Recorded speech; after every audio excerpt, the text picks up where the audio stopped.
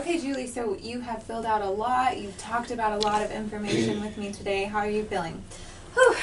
A little tired, Yes. but good. Good. Okay, great. It's a lot of information. Before you leave today, we want to make sure that you go home with some tips and some skills that makes you feel confident in your ability to manage behavior and supervise, as well as set Susie up for success at following these sexual behavior rules. Okay. You've heard me say those a couple of times today, so just to review, our sexual behavior rules, which are listed here, Susie would fall under the school age, so it's not okay to look at other people's private parts. That includes on electronics or in person.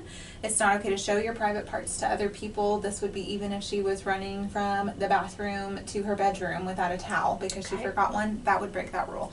It is not okay to touch other people's private parts. That could be with your hand or with other objects. So if you threw a pencil at somebody's bottom with the intention of hitting it, that would be breaking this rule.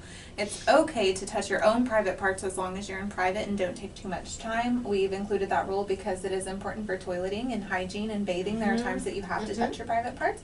You need a private place to do that. It's not okay to use sexual language, so we're talking about cuss words. We're also talking about if somebody is talking about somebody's private parts or body parts. Okay. And it's not okay to make people uncomfortable with your sexual behavior, which encompasses quite a large scope of things. So looking at these, we know that Miss Susie pulled up some inappropriate images on the internet. Which rule would you say that falls under? Oh, look. Yes. Yeah, and that's what we would say as well. Okay. So to supervise her, some things that are going to be very helpful are, one, just to rehearse these rules in your home. Make sure that Susie knows them. Make sure that brother knows them since he's in the home as well. You can do that by posting them somewhere in your house, but also just making it clear what you expect these rules and otherwise regarding boundaries. So if kiddo, what does she need to do to come into your room? Does she need to knock on your door? Does she need to announce? Being very clear with your expectations for what you want regarding boundaries. Okay. That also starts with just modeling those yourself. Okay. So if you're in the bathroom, you're closing and locking the door. Okay. If you're in your room changing, you want to close the door. So showing them what you expect and you want to see. Other things that are going to be important for Susie just for a short while during this time that she's not sleeping in the same bed as anyone. She's not sharing a room. I heard from you earlier that's not going on. I also heard sometimes she jumps into bed with you and she has bad dreams. Really common for kids to do. For a little while we're reinforcing these boundaries, we want to comfort Susie, let her know we know that it's scary when you have a bad dream, you're safe here, and help her get back in bed. And reinforce her staying in bed, give her lots of positive praise when she does that. Okay. So keeping her in her own bed in the bathroom, we want to make sure that we're demonstrating modesty and setting appropriate boundaries as well. This means bathing alone, showering alone. A lot of times when there's more than one kiddo in the home, sometimes they're in the bathroom together, running around trying to get ready. Right now we want to make sure if Susie in the bathroom, the door is closed behind her, locked. She is in private, doing what she needs to do in private. Other things, Susie should not be in charge of babysitting at this time, so she's not watching anyone younger than her, including brother.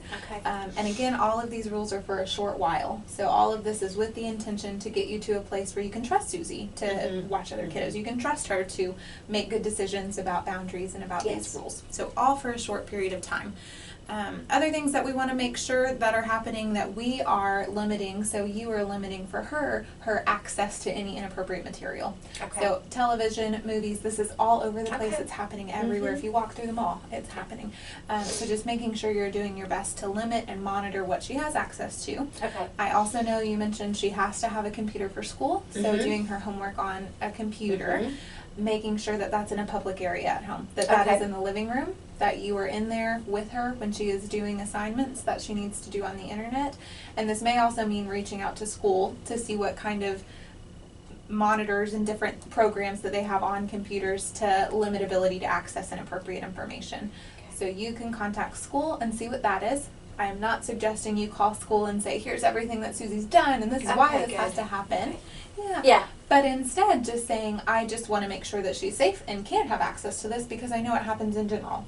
And the school is going to say, yep, you're right, that happens for some kids. Here are the things that we have in place. So making sure that that is set up and there for her at school. And overall, we know Susie's developing. So when and if she has questions about her body, encouraging her to talk to you, giving her appropriate activity to engage in when she needs it, helping her figure out what that is for herself.